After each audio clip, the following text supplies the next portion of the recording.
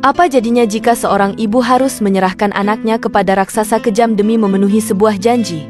Legenda Timun Mas tidak hanya menceritakan pertarungan antara kebaikan dan kejahatan, tapi juga tentang keputusan sulit seorang ibu yang harus memilih antara cinta dan kewajiban. Dahulu kala, di sebuah desa kecil di tanah Jawa, hiduplah seorang janda tua bernama Embok Srini. Ia adalah seorang wanita sederhana yang tinggal di sebuah gubuk kecil di pinggir hutan. Hidupnya dipenuhi dengan kesendirian karena ia tidak memiliki suami maupun anak. Setiap hari, Embok Srini bekerja keras di ladang untuk mencukupi kebutuhannya, namun meskipun pekerjaannya melelahkan, ada satu hal yang paling ia rindukan, memiliki seorang anak. Embok Srini selalu memohon kepada para dewa agar diberi seorang anak yang bisa ia rawat dan kasihi. Setiap malam, ia berdoa dengan sungguh-sungguh. Keinginannya untuk menjadi seorang ibu begitu besar, hingga ia rela melakukan apapun untuk mendapatkan seorang anak. Namun, meskipun doa-doanya tulus, anak yang ia harapkan tak kunjung hadir. Pada suatu hari, ketika Embok Srini sedang bekerja di ladangnya, tiba-tiba terdengar suara gemuruh yang sangat keras. Tanah bergetar, pepohonan bergoyang, dan angin bertiup kencang seolah-olah ada kekuatan besar yang sedang mendekat. Dari balik pepohonan yang lebat, muncullah sosok besar dan menakutkan, seorang raksasa berkulit hijau dengan tubuh yang sangat besar dan mata yang berkilat-kilat. Ia adalah Buto Ijo, seorang raksasa jahat yang terkenal mengerikan di daerah itu. "Embok Srini," seru Buto Ijo dengan suara yang berat dan menggelegar. "Aku tahu kau sangat menginginkan seorang anak. Aku bisa memberimu seorang anak, tapi ada syaratnya."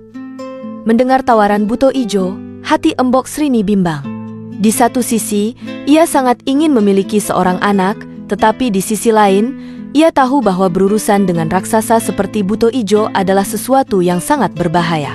Namun, keinginannya untuk menjadi ibu terlalu kuat, dan akhirnya, dengan penuh rasa takut, ia bertanya kepada Buto Ijo.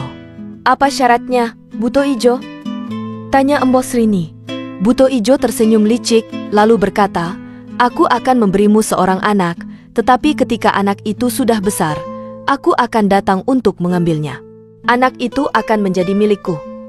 Meski syaratnya terdengar mengerikan, Embok Srini yang sangat merindukan seorang anak berpikir bahwa ia masih punya waktu untuk menemukan cara menyelamatkan anaknya.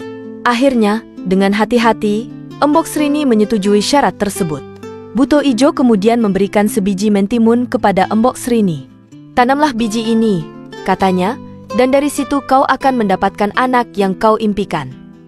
Dengan rasa takut yang bercampur harapan, Embok Srini membawa pulang biji mentimun tersebut dan segera menanamnya di kebun belakang rumahnya.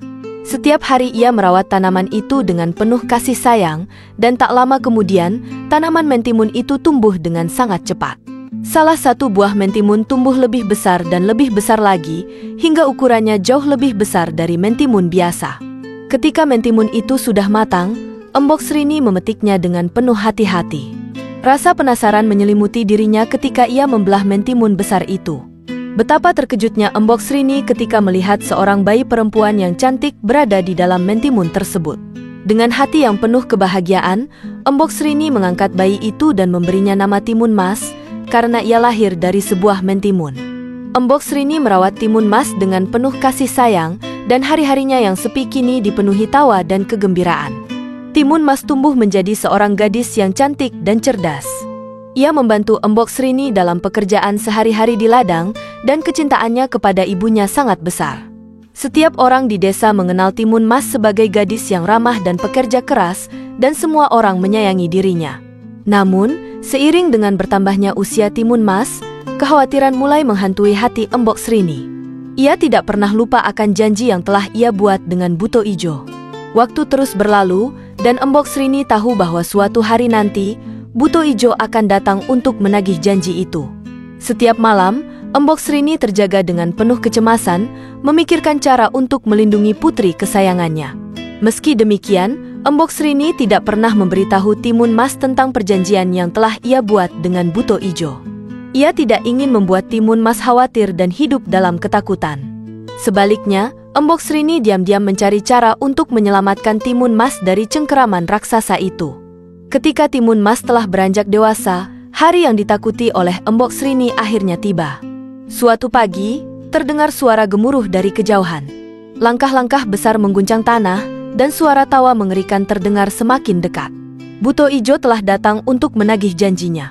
"Embok Srini, aku datang untuk mengambil timun mas." Suara Buto Ijo terdengar menggelegar saat ia tiba di depan rumah Embok Srini. Embok Srini yang sangat ketakutan segera menemui Buto Ijo di depan rumahnya. "Tolong, Buto Ijo, beri aku waktu sedikit lagi. Jangan ambil anakku sekarang," Embok Srini memohon dengan air mata yang mengalir di pipinya. Namun, Buto Ijo tidak mau mendengarkan. "Aku sudah memberimu cukup waktu. Sekarang saatnya kau menepati janjimu. Berikan aku timun mas, atau aku akan mengambilnya dengan paksa." Buto Ijo mengancam dengan suara yang menakutkan. Dalam keputusasaan, Embok Srini teringat akan seorang pertapa sakti yang tinggal di hutan. Ia segera pergi menemui pertapa itu dan menceritakan seluruh masalah yang sedang ia hadapi. Sang pertapa mendengarkan dengan penuh perhatian, lalu memberikan 4 bungkusan kecil kepada Embok Srini. "Bawa bungkusan ini kepada Timun Mas," kata pertapa itu. "Setiap kali ia merasa terancam, suruhlah ia melemparkan salah satu dari benda ini. Mereka akan membantunya melawan Buto Ijo." Dengan penuh harapan, Embok Srini segera kembali ke rumah dan memberikan bungkusan tersebut kepada Timun Mas. "Anakku, ketika Buto Ijo datang, larilah ke hutan dan gunakan benda-benda ini untuk menyelamatkan dirimu," kata Embok Srini dengan hati yang berat. Ketika Buto Ijo tiba kembali di rumah Embok Srini, Timun Mas segera berlari ke hutan, membawa 4 bungkusan yang diberikan oleh ibunya. Buto Ijo melihatnya kabur dan langsung mengejar dengan langkah-langkah besar. Tanah berguncang setiap kali kakinya menginjak bumi, dan pohon-pohon tumbang di jalannya. Saat Buto Ijo hampir menangkapnya, Timun Mas membuka bungkusan pertama dan melemparkan isinya, yang berupa biji timun. Ajaibnya, biji-biji itu segera tumbuh menjadi ladang mentimun yang sangat luas dan lebat. Mentimun-mentimun itu tumbuh begitu cepat, menjalar ke segala arah dan menghalangi jalan Buto Ijo. Namun, dengan kekuatannya, Buto Ijo berhasil melewati ladang mentimun tersebut dan terus mengejar Timun Mas. Tak lama kemudian, ketika Buto Ijo kembali mendekat, Timun Mas melemparkan bungkusan kedua yang berisi jarum. Jarum-jarum itu segera berubah menjadi hutan bambu yang sangat lebat dan tajam. Bambu-bambu itu menusuk kaki Buto Ijo dan membuatnya kesakitan, namun raksasa itu tetap tidak menyerah dan terus maju dengan amarah yang semakin besar. Merasa semakin terdesak, Timun Mas membuka bungkusan ketiga yang berisi garam dan melemparkannya ke tanah. Seketika, hamparan laut asin muncul di hadapannya, memisahkan dirinya dari Buto Ijo. Raksasa itu mencoba menyeberang, tetapi air laut membuat tubuhnya semakin lemah.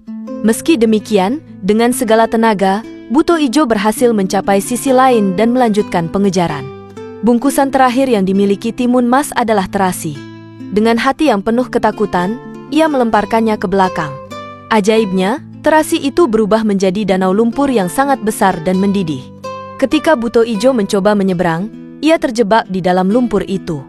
Ia berusaha keras untuk keluar, tetapi semakin ia bergerak, semakin dalam ia tenggelam. Dengan jeritan yang menggema, Buto Ijo akhirnya tenggelam sepenuhnya ke dalam lumpur mendidih itu, dan ia pun lenyap selamanya. Setelah Buto Ijo lenyap, Timun Mas kembali ke rumahnya dengan selamat. Embok Srini yang menunggunya dengan penuh kekhawatiran, merasa sangat bahagia melihat anaknya kembali dengan selamat. Mereka berdua kemudian hidup dengan damai dan bahagia tanpa ancaman dari Buto Ijo lagi. Legenda Timun Mas mengajarkan kita tentang kekuatan cinta seorang ibu, keberanian, dan kecerdikan dalam menghadapi bahaya. Ini adalah salah satu cerita rakyat Indonesia yang terus diceritakan dari generasi ke generasi, menggambarkan kemenangan kebaikan atas kejahatan, serta pentingnya ikhtiar dan perjuangan dalam menghadapi cobaan hidup.